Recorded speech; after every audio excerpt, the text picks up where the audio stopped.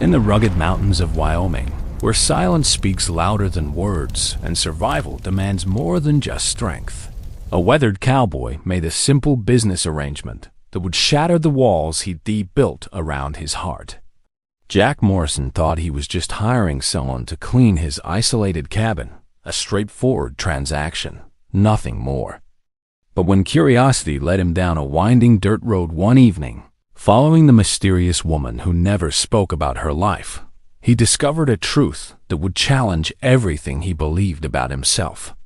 Behind the door of a crumbling trailer, 3 small faces peered out from the darkness, their eyes holding stories of hunger, fear, and a desperate hope that someone, anyone, might care. What Jack found that night wasn't just a secret. It was a cry for help that he couldn't ignore, even if answering it meant confronting the ghosts of his own painful past. This is a story about unexpected connections, the courage to open closed hearts, and how sometimes the people we're meant to save end up saving us instead. Jack Morrison had been alone for 7 years, and that's exactly how he wanted it. His cabin sat 3 miles up a mountain road that most people couldn't find even with GPS, surrounded by pine trees that stood like silent sentinels guarding his solitude. At 52, his face was weathered like old leather, his hands scarred from years of ranch work, and his eyes held the kind of emptiness that comes from losing everything that ever mattered. His wife Sarah had died in a car accident, and their unborn child had died with her.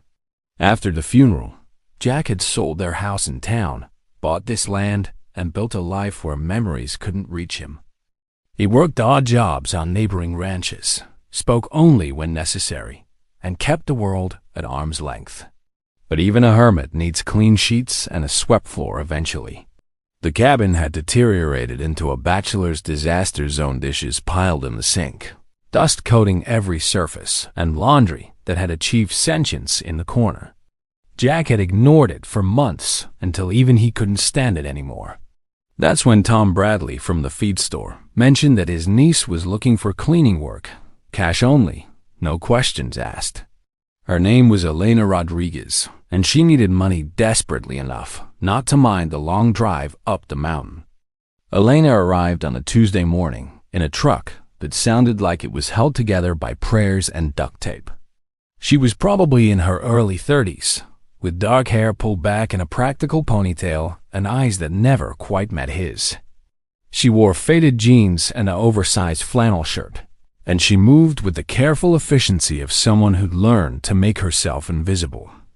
Jack showed her around the cabin in silence. Here's the kitchen. Bathrooms through there. Cleaning supplies under the sink. She nodded, quoted him a fair price, and got to work without another word. He retreated to the porch with his coffee, unsettled by the presence of another human in his space. Over the following weeks, Elena came every Tuesday like clockwork. She transformed the cabin from a cave into something almost resembling a home, though Jack tried not to notice. She never asked personal questions, never made small talk, never lingered after finishing the work. She'd collect her cash, nod politely, and disappear back down the mountain in her rattling truck. It was the perfect arrangement for a man who wanted to be left alone.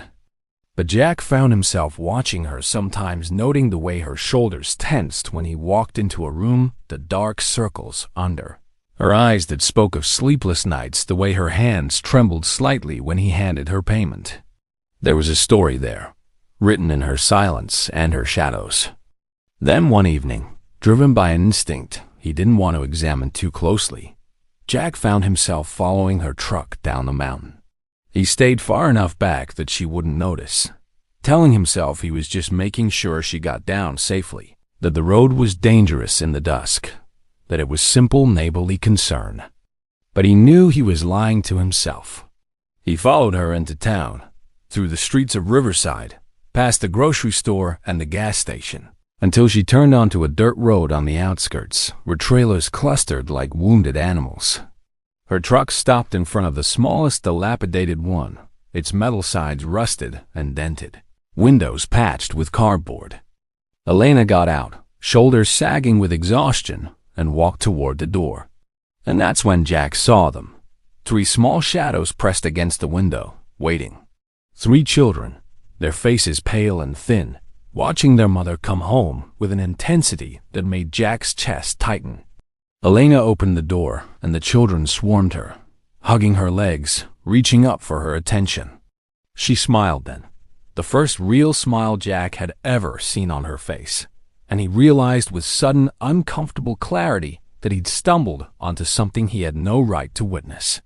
He drove away before she could spot his truck, but the image of those 3 faces stayed burned into his mind. Sleep didn't come easily that night. Jack lay in his bed, staring at the ceiling beams, seeing those 3 small faces every time he closed his eyes. He'd spent 7 years carefully not caring about anything, and now his careful indifference was cracking like ice under spring sun. The next Tuesday, when Elena arrived for work, Jack found himself studying her differently. The worn-out shoes that were probably 2 sizes too big. The lunch she didn't bring. The way she drank water like someone who de-learned to fill her stomach with it when food was scarce. When she finished cleaning and came to collect her payment, Jack heard himself ask, "How many kids you got?" She froze, eyes going wide and wary like a deer sensing a trap. 3, she said finally, her voice barely above a whisper. 2 girls and a boy. 7, 5, and 3. Jack nodded, handed her the cash plus an extra $40. "Good work this week," he said, even though the amount of work hadn't changed. She looked at the money, then at him, something unreadable crossing her face before she pocketed it and left without another word. But Jack couldn't let it go. The next day, he drove into town with a purpose that felt strange after years of aimlessness. He went to the grocery store and loaded his cart with staples, rice, beans, pasta, canned vegetables, peanut butter, bread, milk. The cashier, Mary Henderson, who'd known him before Sarah died, raised her eyebrows but didn't comment. Jack drove to the trailer park, telling himself he was just doing a decent thing, nothing more. It didn't have to mean anything. He knocked on the trailer door, and after a long moment, Elena opened it, her face going pale when she saw him. Behind her, the 3 children huddled together on a sagging couch, wide-eyed and silent. The trailer was clean, but desperately bare. Almost no furniture, no decorations, just the essential minimum for survival. "I had extra groceries," Jack lied, his voice rough. "Thought you might could use them." Elena stared at him, then at the bags in his arms, and for a terrible moment he thought she might cry. Instead, she stepped back and let him in. The children watched him like he was an unpredictable animal that might turn dangerous. The oldest girl, Sophia, had her arms wrapped protectively around her younger siblings. Jack set the bags on the tiny kitchen counter and turned to leave, but Elena's voice stopped him. "Why?" she asked, the single word heavy with suspicion and desperate hope. Jack looked at those 3 small faces again, at the bare cupboards, at the space heater that probably couldn't keep them warm enough in winter, and something in his chest that had been frozen solid for 7 years cracked open. "Because I can," he said finally. That's all. Over the next few weeks, Jack found reasons to help. He fixed the leak in the trailer's roof, replaced the broken window with real glass, brought by a load of firewood for the wood stove. Elena protested at first, pride making her shoulders rigid, but the needs of her children outweighed her reluctance. Slowly, piece by piece, Jack learned their story. Elena's husband had left 2 years ago, disappearing one night and never coming back. She'd been working 3 part-time jobs, barely keeping them fed and housed, always one missed payment away from eviction. The children went to school hungry more often than not. There was no family to help, no safety net, just Elena's desperate determination to keep her kids safe and together. Jack listened, his jaw tight, recognizing the kind of loneliness that came not from solitude, but from carrying impossible burdens alone. The children began to warm to him slowly. Little Miguel, the 3-year-old, started showing Jack his toy trucks. Carmen, the 5-year-old, drew him pictures with crayons. Sophia remained guarded, watching him with ancient eyes in her young face, but even she began to relax when he came around. Jack found himself looking forward to his visits to the trailer, found himself thinking about what the kids might need, found himself caring despite every wall he'd built to prevent exactly this.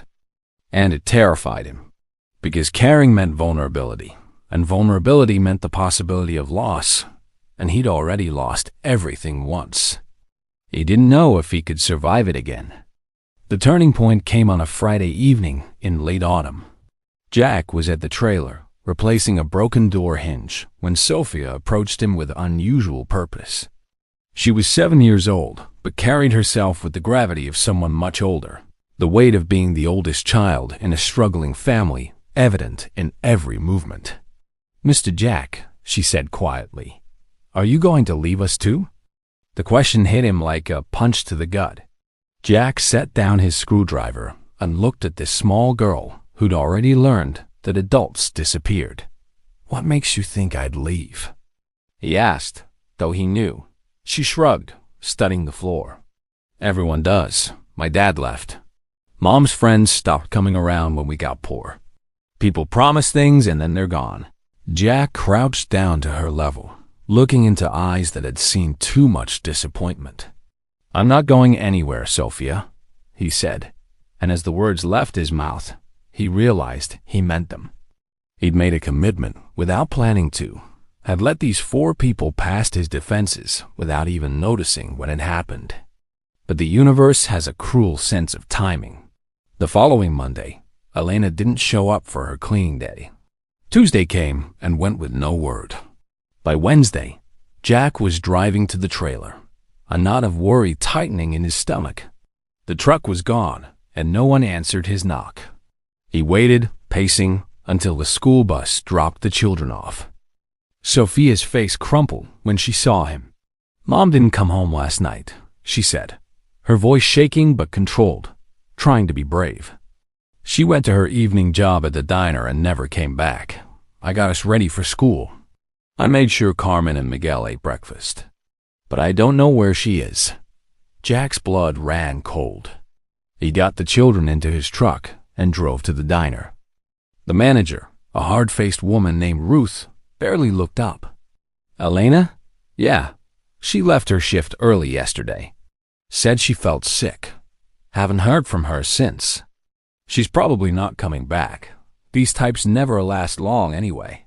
Jack kept his temper in check and made calls. The local hospital had no record of Elena Rodriguez. The police station was dismissive. Adults had the right to go where they wanted, and 24 hours wasn't long enough to file a missing person report for someone with no signs of foul play. Jack drove back to the trailer with 3 frightened children, his mind racing. The trailer was exactly as the kids had left it that morning beds made. Dishes washed, nothing out of place except for Elena's absence. On the kitchen table, Jack found her purse, wallet still inside with her ID and the small amount of cash she'd had. She hadn't planned to disappear. Something had happened. The children clustered around him, Sophia maintaining her fragile composure while Carmen cried, and Miguel asked over and over when Mama was coming home. Jack made a decision that would change everything. "You're coming to stay with me," he said. "Until we find your mom. Pack some clothes." Sophia's eyes widened. "We can't," she said. "If someone finds out Mom's gone, they'll call social services. They'll split us up." Mom always said they'd split us up. Jack looked at these 3 children standing in their empty trailer, at the fear in their eyes, at the choice between legal procedure and keeping them safe and together. 7 years ago, he'd lost his chance at a family. These kids were about to lose theirs. "Then nobody finds out," he said firmly. "We'll figure this out. But you're not staying here alone." He helped them pack, loaded their meager belongings into his truck, and drove them up the mountain to his cabin. As the sun set behind the pine trees, Jack Morrison, who'd spent 7 years building a fortress of solitude, found himself responsible for 3 children who desperately needed someone to not disappear. That night, he made them dinner, set up sleeping arrangements, and tried to project a confidence he didn't feel. After the kids were asleep, he sat on the porch in the darkness, wondering what he'd gotten himself into and how he was going to find Elena, because despite what the police thought, he knew in his bones that something was wrong. Elena wouldn't have abandoned her children. She'd fought too hard, sacrificed too much, loved them too fiercely. Whatever had happened to her, wherever she was, she hadn't left them by choice. And Jack was going to find her. The next few days were a crash course in instant parenthood that Jack was completely unprepared for. He'd never changed a diaper, made a school lunch, or helped with homework in his life. The children tested him in ways he hadn't anticipated. Miguel had nightmares and would only sleep if someone held his hand. Carmen refused to eat anything green, and Sophia woke up at dawn every morning asking if there was news about her mother. Jack found himself Googling things like, what do 7-year-olds eat for breakfast? And how to braid hair at 2 in the morning. He burned oatmeal, put Sophia's shirt on backwards, and forgot to pack Carmen's lunchbox on the second day. But he kept trying, kept showing up, kept proving to these children that he meant what he'd said. He wasn't leaving. Meanwhile, he investigated. Jack spent every moment the kids were at school searching for Elena. He talked to her former employers, tracked down the few friends she'd mentioned, drove to every hospital within 50 miles. He learned that Elena had been working 4 jobs to keep her family afloat, cleaning houses during the day, waitressing at night, weekend shifts at a laundromat, and under-the-table work doing bookkeeping for small businesses. She'd been exhausted, running on empty, but desperate to keep her children housed and fed. She'd told no one about her situation, had accepted no charity, had carried her burden in silence because pride and fear kept her isolated. Jack understood that kind of loneliness now, the kind where you push everyone away because accepting help means admitting you're drowning. The break came from an unexpected source. Jack was at the feed store buying supplies when Tom Bradley mentioned seeing Elena's truck parked outside the Riverside Medical Clinic on Monday night. The clinic closed at 6, so it didn't make sense. Jack drove there immediately, his heart pounding.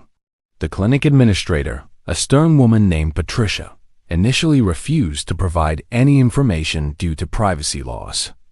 But when Jack explained that 3 children were asking where their mother was, something in Patricia's expression shifted. She made a phone call, spoke in low tones, then hung up and looked at Jack with troubled eyes. Elena Rodriguez was brought to County General Hospital Monday night, she said quietly.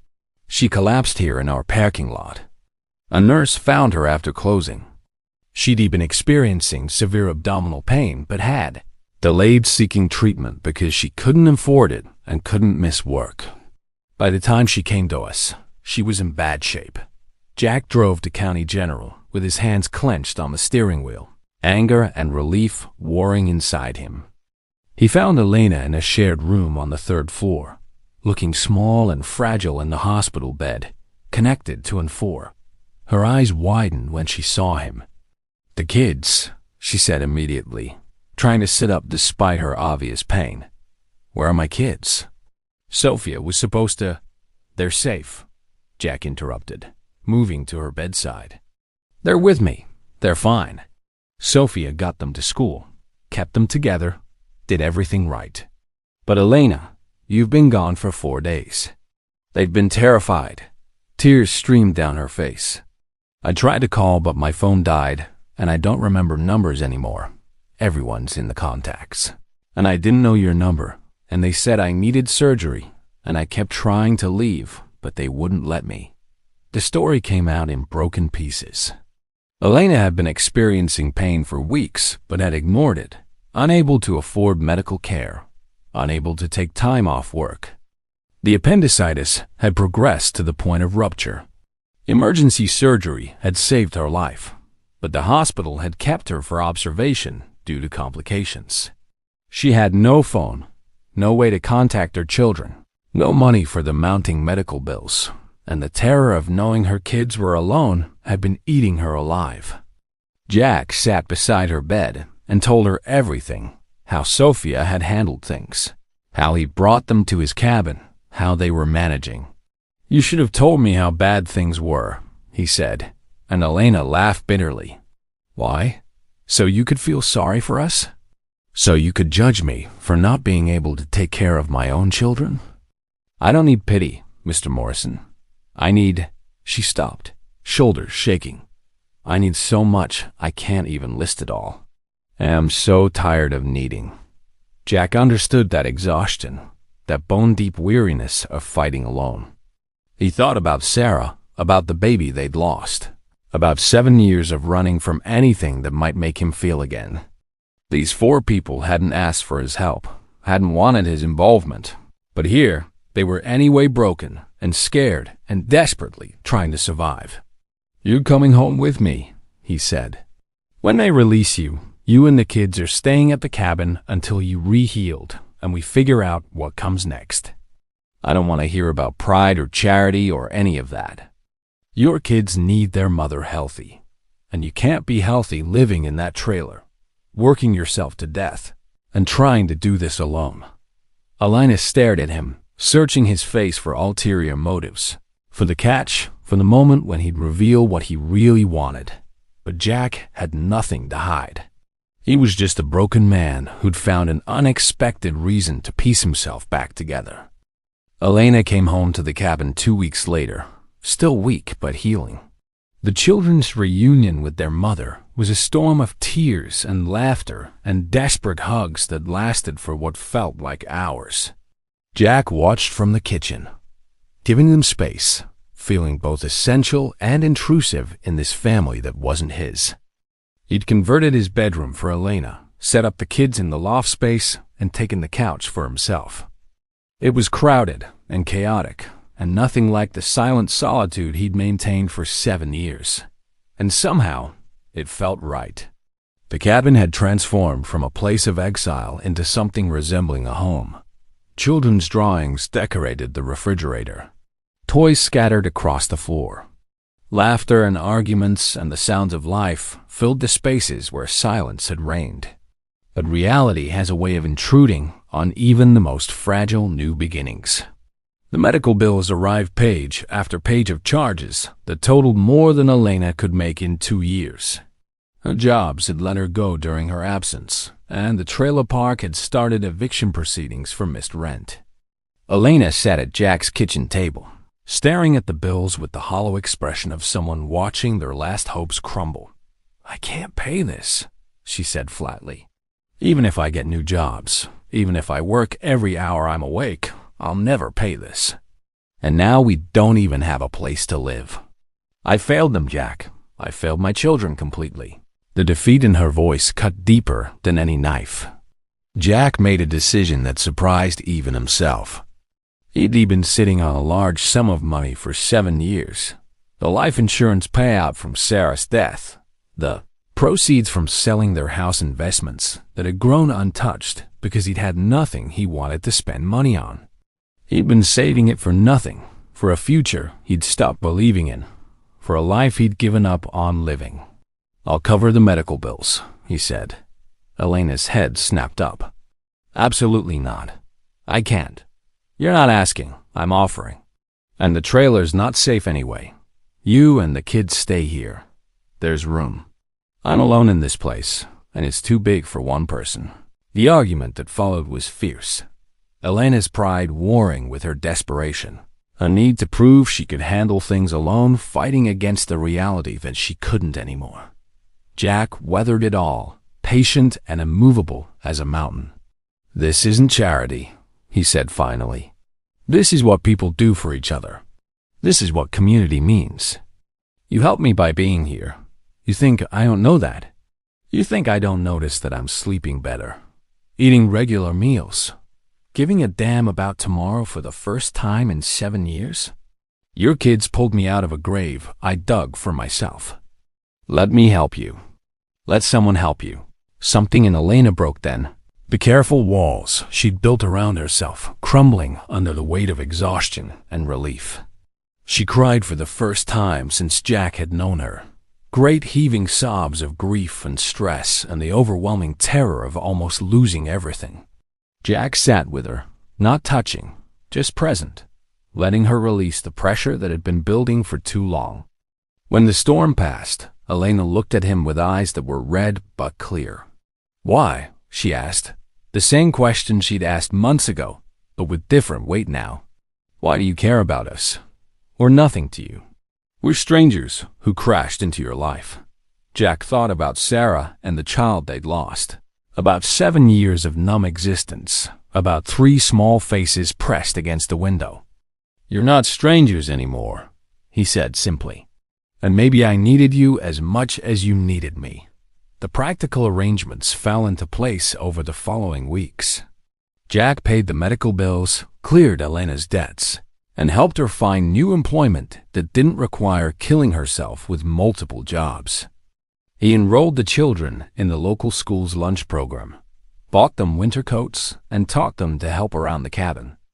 Elena healed slowly, her body recovering from the surgery, her spirit recovering from years of desperate survival. The cabin swelled with their presence, Sophia's careful questions about everything, Carmen's endless energy, Miguel's shy smiles. Jack built bunk beds for the loft, expanded the bathroom, and found himself planning a future that included more than just himself. It terrified him. Opening his heart meant risking it again. But every time he considered retreat, he'd see Sophia helping Miguel with his shoes, or Elena laughing at something Carmen said, or all of them together at the dinner table he'd eaten alone at for so long. And he'd remember that some risks were worth taking. One evening, after the children were asleep, Elena and Jack sat on the porch watching the stars. "I keep waiting for the catch," Elena said quietly. "For the moment you tell us what you really want, what this is really costing us." Jack shook his head. "There's no catch. I'm just a man who was drowning in his own loneliness, and you threw me a rope without knowing it." Elena was silent for a long moment. "My husband left because he couldn't handle the pressure of being poor, of struggling, of having kids that needed things we couldn't provide. He said I dragged him down. I believed him. I thought it was my fault we were failing." Jack turned to look at her. "He was a coward who abandoned his family. That's on him, not you. You're the strongest person I've ever met." Winter came to the mountains, blanketing the cabin in snow and wrapping it in the kind of profound quiet that makes the world feel new. Inside, life continued its chaotic, beautiful rhythm. Christmas approached, and Jack found himself doing things he hadn't done in 7 years, cutting down a tree, stringing lights, buying presents. Sophia asked him one morning if she could call him something other than Mr. Jack. "What would you want to call me?" he asked, his heart hammering. She shrugged, trying for casual, but her eyes were hopeful. "Maybe just Jack?" "Oh, I don't know. We don't have to." Jack crouched down to her level, seeing not just Sophia, but all 3 children watching this conversation with held breath. "You can call me whatever feels right to you," he said. "I'm not trying to replace your father, but I'm here, and I'm staying, and I'm yours if you'll have me." Sophia thought about this seriously, then nodded. "Okay, Jack," she said, and hugged him suddenly, fiercely. Carmen and Miguel joined in, and Jack found himself surrounded by children who'd chosen him as much as he'd chosen them. That night, after the kids were asleep, Jack and Elena talked about the future. She'd been working as a bookkeeper for a local business, saving money, planning. "I need to find a place for us," she said. "We can't live off your kindness forever." But Jack had been thinking about this for weeks, had been building toward a question that scared him more than anything had in years. "What if you didn't have to find a place?" he said carefully. "What if this was your place? Yours and the kids? What if you stayed?" Elena stared at him. "Jack, I can't just. I'm not asking you to marry me," Jack interrupted, though the thought had crossed his mind more than once. "Not yet, anyway." I'm just saying this cabin is big enough for all of us. I'm saying I wake up every morning grateful that you're here. I'm saying those kids have made me remember what it means to care about tomorrow. I'm saying I don't want you to leave." Elena's eyes filled with tears. "You don't know what you're offering. Kids are expensive and loud and complicated. We come with baggage and trauma and all kinds of mess. This fairy tale won't last once reality sets in." Jack laughed, really laughed, for the first time in 7 years. "Elena, I am a 52-year-old hermit who spent 7 years hiding from life because I was too scared to feel anything again. You're a woman who survived impossible circumstances through sheer determination and love for your kids. Reality doesn't scare me anymore. It's the alternative going back to that empty silence, that walking death I was living before. That terrifies me." He reached across the table and took her hand. Rough calluses against rough calluses. Two people who'd learned survival the hard way. "Stay. Not because you need to, but because maybe we both want to. Let's build something real here. Let's be a family, whatever that looks like." Spring arrived, bringing with it new beginnings and final transformations. Jack legally hired Elena as his business partner for a custom furniture business they'd started together, using his workshop skills and her organizational abilities. The children thrived, Sophia's guarded expression softening into something like peace. Carmen's laughter filling the cabin. Miguel calling Jack Jack Dad in a way that made Jack's throat tight every time. Legal adoption was discussed, paperwork was filed, and slowly, officially, they became what they'd already been in their hearts, a family. Not a traditional one, not a fairy tale, but something real and hard-won and beautiful in its imperfection. One evening, almost a year after Jack had first followed Elena home and discovered 3 children waiting in a trailer, he stood on his porch watching his family. Sophia was teaching Miguel to identify constellations. Carmen was showing Elena a drawing she'd made. The cabin glowed with warm light, filled with the sounds of home. Jack thought about Sarah and the child they'd lost. And for the first time in 7 years, the memory didn't bring crushing pain, but a gentle sadness mixed with gratitude. He'd lost one family, and it had nearly destroyed him. But life had given him another chance, delivered it in the form of a quiet woman who needed work and 3 children who needed someone to not disappear. He thought he was saving them, but the truth was more complex. They'd saved each other. He'd given them stability and security. They'd given him purpose and connection and a reason to believe in tomorrow. Elena came to stand beside him, slipping her hand into his. They'd taken their relationship slowly, carefully, building friendship first and letting romance grow naturally. "What are you thinking about?" she asked. Jack looked at her, at the woman who'd been brave enough to accept help, to let someone past her walls, to believe that not everyone would leave. "I'm thinking that a year ago, I hired you to clean my cabin. Best business decision I ever made." Elena laughed. "I should charge you extra for the life renovation." Jack pulled her close, watching their children play in the yard of their home. "Worth every penny," he said, and he meant it. He'd spent 7 years in darkness, believing his story was over. But it had just been waiting for the right people to help him write a new chapter 1, filled with noise and chaos and love and the beautiful, messy reality of family. He'd followed a woman home one evening and found 3 children waiting. But what he really found was a second chance at life, delivered in the most unexpected way, by the most unexpected people. And he'd never be grateful enough for the day he decided to take it.